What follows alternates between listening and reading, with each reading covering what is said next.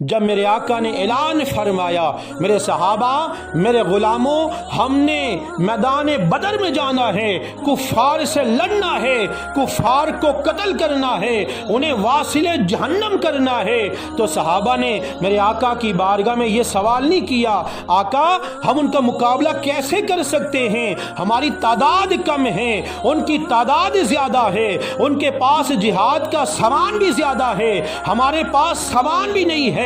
لیکن صحابہ نے یہ بات نہیں کہی، کیوں؟ صحابہ کو پتا تھا ہمیں جو عزتیں ملی ہیں مصطفیٰ کی وجہ سے ملی ہیں، ہمیں جو شان ملی ہے آقا کی وجہ سے ملی ہے، ہمیں جو مرتبہ ملا ہے مصطفیٰ کی وجہ سے ملا ہے۔ آج سرکار کے لیے اپنی جان بھی قربان کر دیں گے، اپنا مال بھی قربان کر دیں گے، اپنی اولاد بھی قربان کر دیں گے، لیکن سرکار کا ساتھ نہیں چھوڑیں گے۔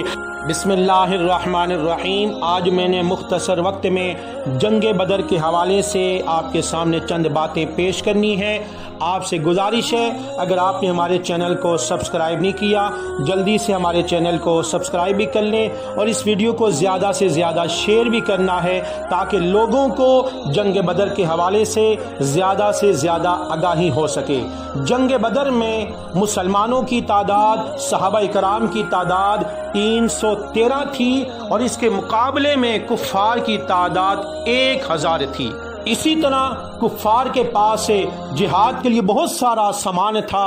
مثال کے طور پہ کفار کے پاس 100 گھوڑے تھے، 700 اونٹ تھے، اور بھی جہاد کا جدید سامان تھا، لیکن اس کے مقابلے میں صحابہ کرام کی تعداد بھی کم تھی اور نہ ہونے کے برابر جہاد کا سامان تھا۔ لیکن جب میرے آقا نے اعلان فرمایا میرے صحابہ میرے غلاموں ہم نے میدان بدر میں جانا ہے، کفار سے لڑنا ہے، کفار کو قتل کرنا ہے، انہیں واصل جہنم کرنا ہے، تو صحابہ نے میرے آقا کی بارگاہ میں یہ سوال نہیں کیا آقا ہم ان کا مقابلہ کیسے کر سکتے ہیں، ہماری تعداد کم ہے، ان کی تعداد زیادہ ہے، ان کے پاس جہاد کا سامان بھی زیادہ ہے، ہمارے پاس سامان بھی نہیں ہے۔ لیکن صحابہ نے یہ بات نہیں کہی، کیوں؟ صحابہ کو پتا تھا ہمیں جو عزتیں ملی ہیں مصطفیٰ کی وجہ سے ملی ہیں، ہمیں جو شان ملی ہے آقا کی وجہ سے ملی ہے،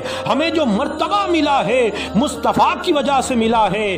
آج سرکار کے لیے اپنی جان بھی قربان کر دیں گے، اپنا مال بھی قربان کر دیں گے، اپنی اولاد بھی قربان کر دیں گے، لیکن سرکار کا ساتھ نہیں چھوڑیں گے۔